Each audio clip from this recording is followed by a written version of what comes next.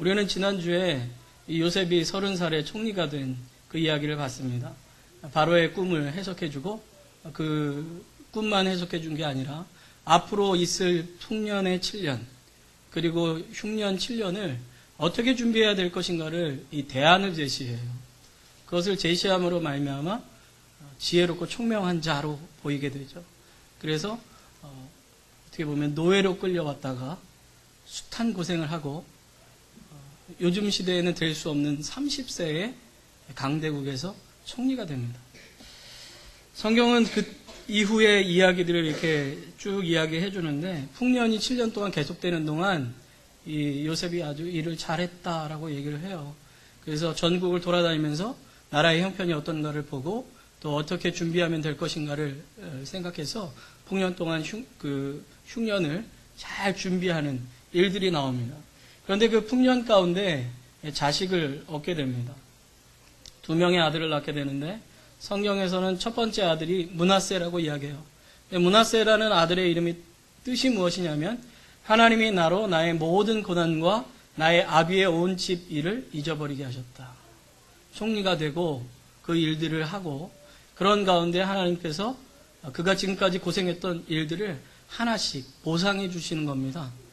그러면서 첫째 아들을 탁 낳는데 얼마나 기쁜지. 아마 본인이 처음에 노예로 끌려왔을 때는 이런 생각도 들었겠죠. 내가 결혼을 할 수 있을까? 자식은 낳을 수 있을까? 생명은 계속해서 유지할 수 있을까? 하는 생각을 했을지 모르겠지만 하나님의 은혜 안에서 그 모든 일들이 되어지다 보니까 첫째 아들을 탁 받아들고 나서는 하나님께서 나의 지금까지의 모든 고난 다 잊게 해주시는구나. 뿐만 아니라 아버지의 집에서 있었던 일까지도 다 잊게 해주시는구나. 그래 내가 이제는 잊고 새 출발해야 되겠다 하는 생각을 하게 됩니다. 그리고 두 번째 아들을 낳았는데 그 아이의 이름이 에브라임입니다. 에브라임의 이름의 뜻이 하나님이 나로 나의 수고한 땅에서 창성하게 하셨다.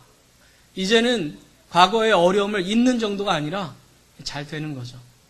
그래서 창성하게 돼서 이제는 정말 성공한 인생이라 할 수 있겠구나 하는 모습이 되는 거예요. 하는 일 하나하나가 옛날에는 애굽이라는 땅이 고생의 땅이었는데 이제는 축복의 땅으로 바뀐 겁니다. 너무 기뻐요. 두 아들을 얻고 나서 하나는 므낫세 잊었다. 둘째는 에브라임 창성케 되었다. 그런 이름을 짓고 지내게 되는 겁니다. 그리고 나서 이제 흉년이 시작됩니다. 흉년이 시작되는데 이 흉년은 애굽 땅에만 있는 흉년이 아니라 아마 그 전 지역 지중해를 끼고 있는 그 주변에 있는 전 지역에 흉년이 임한 것이 아닌가 생각이 듭니다. 그래서 가나안 지역부터 아마 그 메소포타미아 지역까지 아마 그 흉년이 임했던 것 같아요. 그래서 성경에도 각국의 흉년이 임했다라는 것을 2번 반복해서 전 지역이 다 흉년으로 고생하고 있다라는 것을 이야기합니다. 그런데 애굽 땅에만 먹을 것이 있었다 그래요. 어떻게 해요?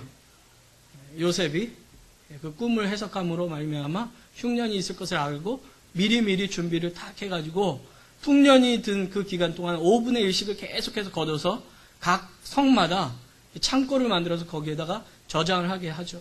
그래서 나중에 이제 백성들이 가뭄으로 힘들 때 그것을 백성들에게 내어주고 다른 지역에 와서 사람들이 사고자 했을 때도 팔게 됩니다. 오늘 성경은 바로 그 시점에서 일어난 일이죠. 가나안 땅에도 가뭄이 들어서 야곱이 가뭄으로 힘들어하다가 애굽 땅에는 곡식이 있다는 얘기를 듣게 됩니다. 그래서 아들들을 보내요. 아들들을 보내는데 베냐민은 빼고 10명만 보냅니다. 왜냐하면 베냐민도 혹시 요셉처럼 죽으면 자기의 마음이 큰 상처를 받을 것 같아서 베냐민은 보내지 않기로 하고 10명의 아들들만 내려보냅니다. 그 10명의 아들들이 이제 내려가가지고 이제 그곳에 있는 어떻게 보면 가장 높은 지위에 있는 총리 앞에 엎드려서 곡식을 좀 달라고 하죠. 근데 그 총리가 누굽니까? 요셉이잖아요. 근데 형들이 그 총리가 요셉일 거라고는 생각하지를 못했겠죠. 뭐 죽었거나 노예로 팔려갔으니까 고생하고 있을 거다 이렇게 생각했지 그 총리가 자기 동생일 거라고는 생각을 전혀 못하는 거죠. 뿐만 아니라 옷도 애굽 사람의 옷을 하고 복색도 다 애굽 사람의 복색을 하니까 도저히 자기 동생일 거라고는 생각하지를 못하겠죠. 뿐만 아니라 이 총리 앞에서 어떻게 고개를 감히 들겠습니까? 그러니까 고개도 똑바로 못 드니까 자기 동생이라는 걸 더 알아볼 수가 없겠죠. 그러나 요셉은 형들이 엎드렸을 때 알아봤어요. 첫째는 가나안에서 온 사람이라는 것이 뻔했고 얘기했을 거 아닙니까? 어디에서 온 사람들인지. 그리고 가나안 사람들인데 옷은 또 가나안 사람의 민족 같지 않은 옷을 입은 거예요.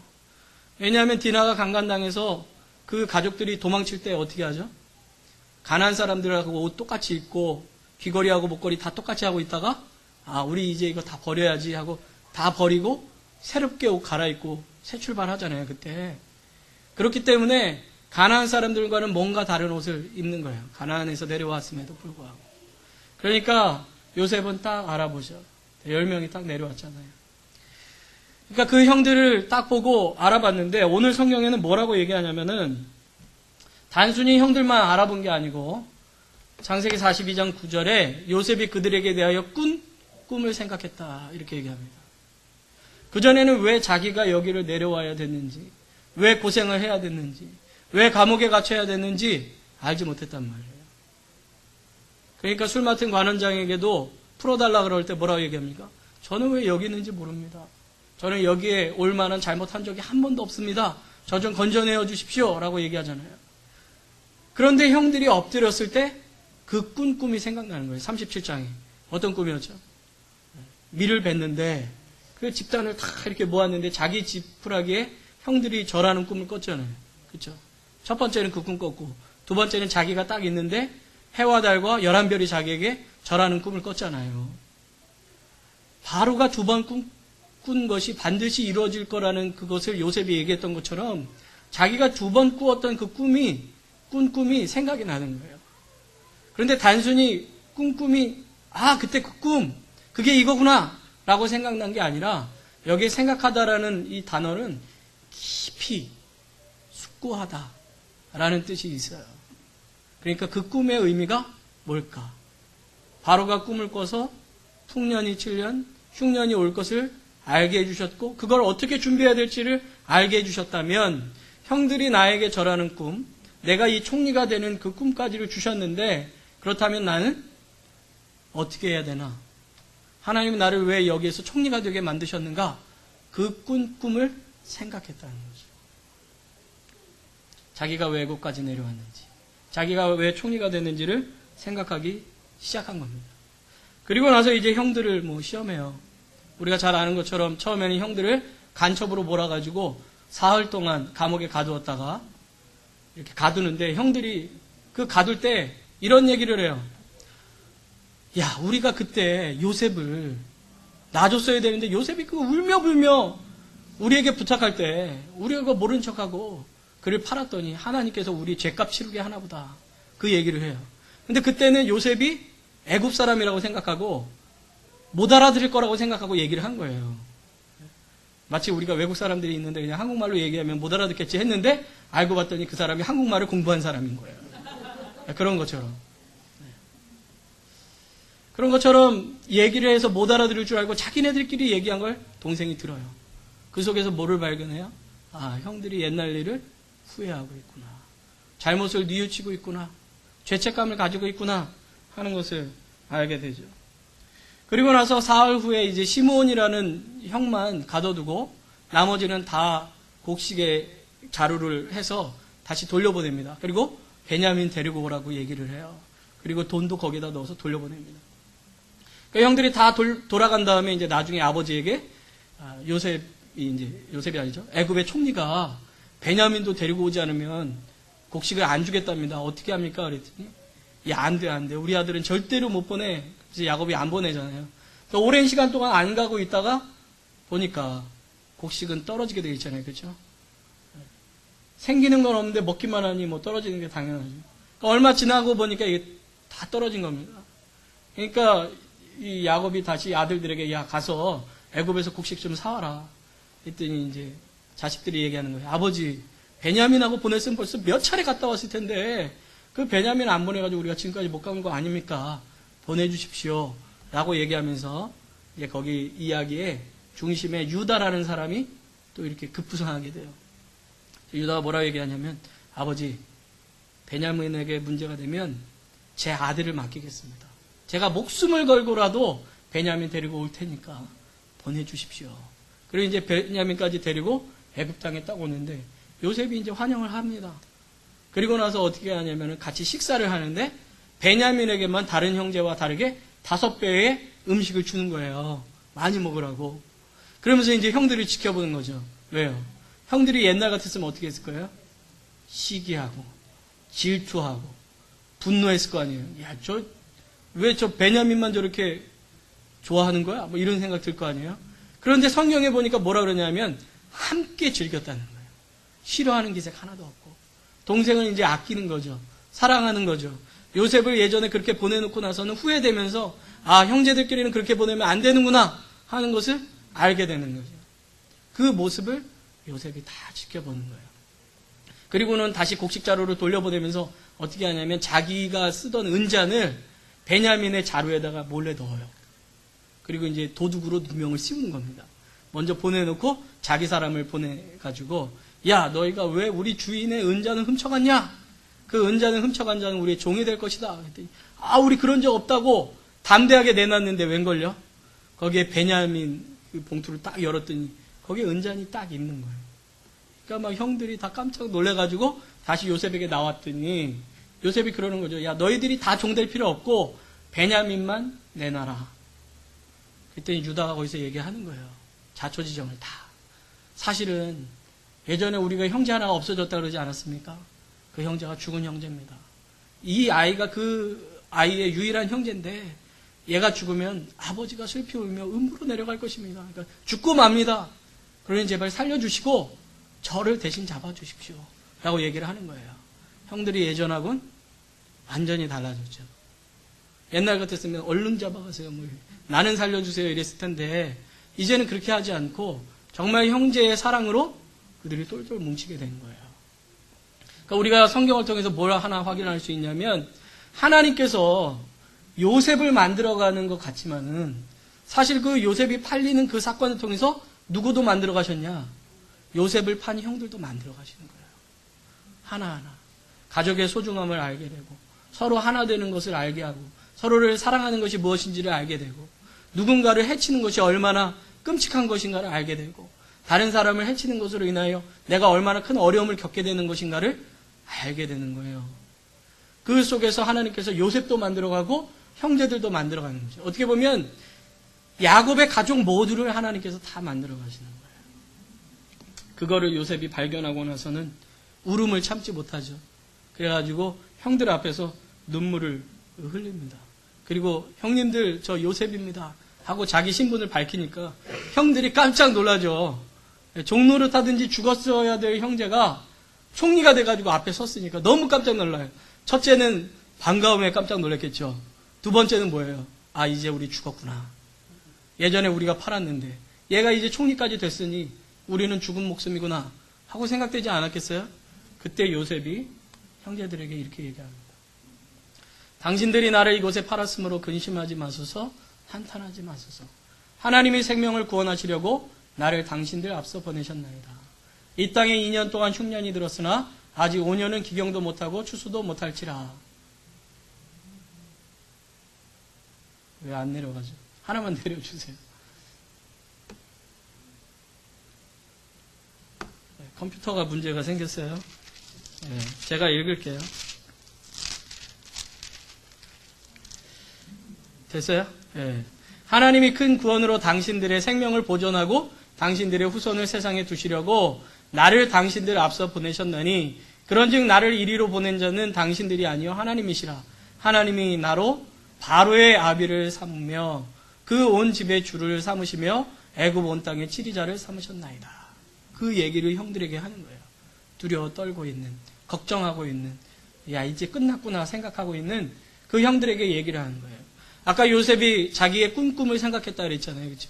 그 꿈을 생각할 때 어떤 것이 생각났냐면 아, 나는 그냥 여기에 있는 사람이 아니구나 하는 것을 깨닫는 거예요. 하나님이 그냥 단순히 나를 이 애굽 땅에서 총리 만들려고, 총리 만들어서 부자 되게 하려고, 거기서 높은 지위 얻게 하려고 나를 보내주신 것이 아니구나. 형들이 나에게 절을 했을 때 그걸 깨닫습니다. 그리고 뭘 깨닫냐면 하나님이 우리 집안을 구원하기 위해서, 또 이 세상의 기근으로 인해서 죽을 사람들을 구원하기 위해서 나를 이 땅에 먼저 보내주셔서 나로 하여금 그 사람들을 위하여 준비하게 해주셨구나. 그래서 자기를 뭐라 그러냐면 앞서 보냄받은 자라고 그래요. 그러니까 요셉은 꿈꾸는 자, 비전을 가진 자가 아니고요, 하나님께서 앞서 보냄받은 자예요. 그 앞서 보냄받은 자로서 그것을 준비하고 그 일을 행하는 겁니다.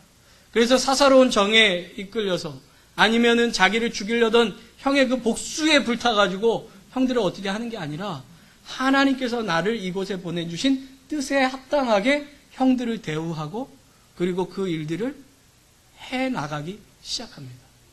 다른 사람을 구원하기 위해서 나를 보내주신 그 자리에서 가족을 구원하고 다른 이들을 이롭게 하는 그런 일들을 행하기 시작한다는 말이죠.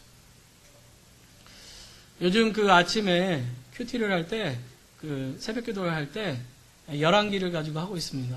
여러분들 그 큐티 책 가져가셔서 보신 분들은 다 아시겠지만 지금 열왕기를 계속해서 하고 있는데, 열왕기라는 말은 말 그대로 이제 왕들에 대한 이야기라는 거예요. 근데 그 첫 부분이 누구부터 시작하냐면은 이제 다윗 잠깐 나오지만은 솔로몬부터 시작합니다. 솔로몬이 왕이 돼가지고 1,000번제를 드리고 하나님 앞에 기도해요. 하나님 나타나셔서 너 뭐가 필요하니? 이렇게 물어보니까, 하나님, 저는 왕으로 삼아주셨는데 왕이 될 만한 능력이 없습니다. 하나님의 백성들을 저에게 맡기셨는데 이 백성들을 치리할 만한 능력이 없습니다. 저에게 지혜를 주셔서 이 백성들을 잘 치리할 수 있게 도와주십시오 라고 얘기합니다. 그런데 하나님이 그것을 기뻐하셔요. 왜요? 왕이 구해야 될 만한 것을 바르게 구했으니까. 하나님이 그를 왕으로 삼으신 이유가 뭐예요? 백성들을 잘 치리하라고. 그런데 그가 그 왕된 목적을 분명하게 인식하고 하나님에게 그것을 구하는 거예요. 왕으로서 잘, 하나님의 뜻에 맞게 그 백성들을 잘 다스릴 수 있게 도와주십시오라고 얘기해요. 하나님이 그에게 지혜 주시잖아요. 그렇죠? 근데 지혜뿐만 아니라 뭐도 주세요? 부도 주고 명예도 주세요. 그리고 나라를 치리하는데 어떻게 하냐면 하나님의 뜻에 맞게 지혜롭게 치리해요. 그랬더니 나라가 강건하게 되고 확장되게 되고 평안하게 되는 겁니다. 그런데 그 사람이 나중에 어떻게 되죠? 하나님이 자신을 왜 왕으로 세워주셨는지를 잊기 시작합니다. 성전을 한 6년 만에 짓더니 이 자기 왕궁은 한 13년 동안 짓습니다. 한 20년 동안은 건축만 해요. 그 다음에는 어떻게 하느냐? 나라의 평안을 위해서 결혼하기 시작하는데 한두 명 결혼한 게 아니라 그 주변에 있는 여자와 결혼을 해요. 다 합치니까 옛날에 의자왕은 삼천궁녀라고 얘기하지만 한 1,000명쯤 되는 것 같아요. 그런데 성경에 보면은 솔로몬이 그들에게 마음이 뺏겼어요. 그리고 어떻게 됩니까? 그들이 섬기는 우상을 함께 섬기기 시작합니다. 그러면서 왕으로서 지켜야 될 것을 지키지 않고 하나님이 자신을 왜 왕으로 삼아주셨는지를 잊기 시작해요. 자기가 왕이 된 의미를 잊어버린 거죠. 결국 어떻게 됩니까? 나라 두 쪽 나죠. 그 나라가 두 쪽 날 때 북이스라엘의 왕이 되는 사람이 있는데 그 사람이 여로보암이라는 사람이에요.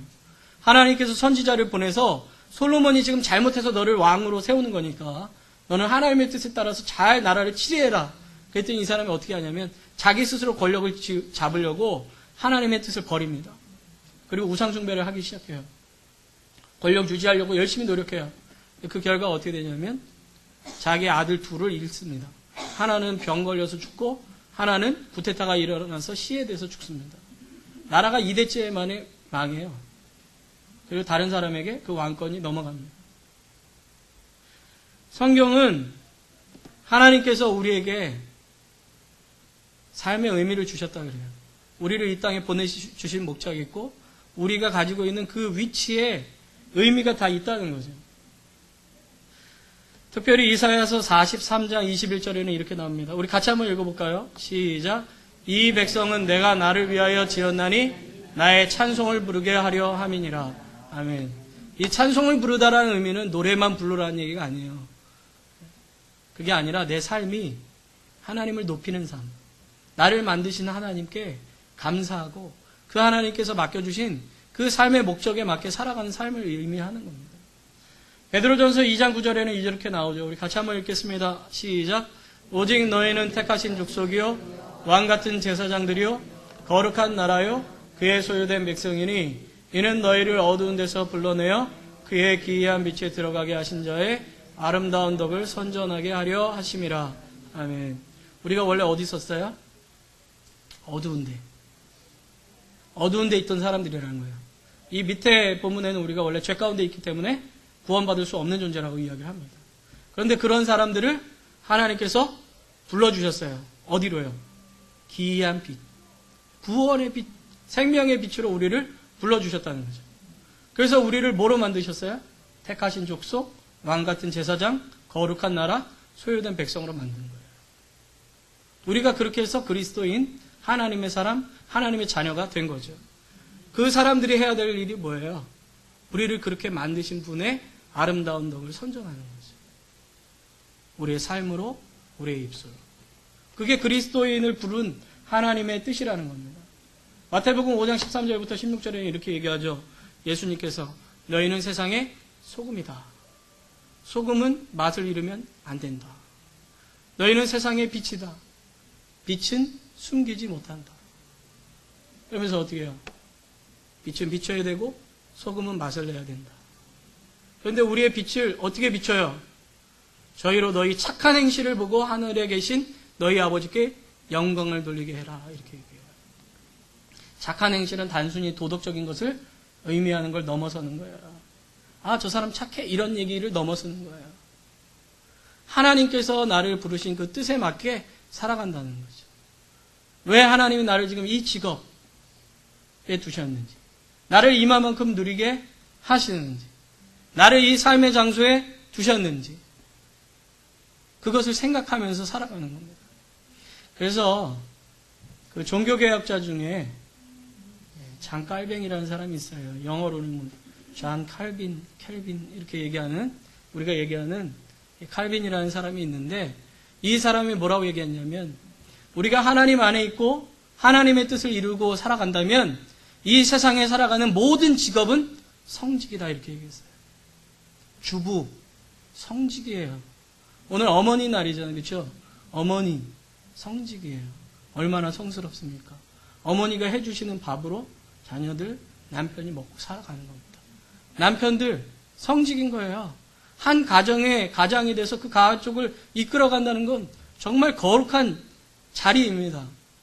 자녀들도 마찬가지고 학생들도 마찬가지고 여러분들이 살아가고 있는 그 삶의 자리는 하나님 안에서 다 거룩한 자리인 거예요. 그런데 그 의미를 우리가 깨닫는다면 그 자리를 더욱 감사하며 기뻐하며 의미 있게 살아갈 수 있는 거죠. 그러나 내가 왜 그 자리에 있는지 생각하지 않고 단순히 세상 사람들이 쫓아가는 방향으로만 살아간다면 우리는 아무 의미 없이 그냥 한 가지만 쫓아갈 수밖에 없는 거예요.